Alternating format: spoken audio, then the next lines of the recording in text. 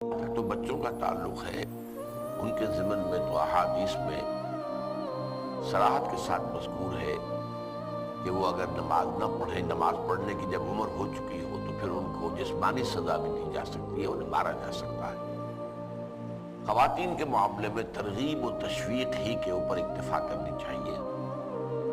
البتہ یہ ہے کہ اگر کوئی خاتون اڑ جائے کہ میں نے نماز نہیں پڑھنی ہے تو یہ معاملہ پھر بہت سنجیدہ ہو جاتا ہے، اس کے بارے میں تو پھر یہ ہے کہ طے کرنا پڑے گا کہ وہ اب جو ہے اس کے ساتھ اس رشتہ ازدواج کو باقی رکھا جائے نہ رکھا جائے۔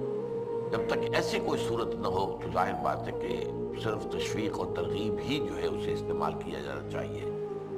اور لا اکراہ فی الدین جو ہے وہ اصل میں آپ نے خود کہہ دیا کہ اصلاً یہ ہے کہ کسی کو اسلام کے قبول کرنے پر مجبور نہیں کیا جائے گا، تو اس اعتبار سے ہر چیز کا اپنا ایک محل اور مقام ہے، اس کو اسی حد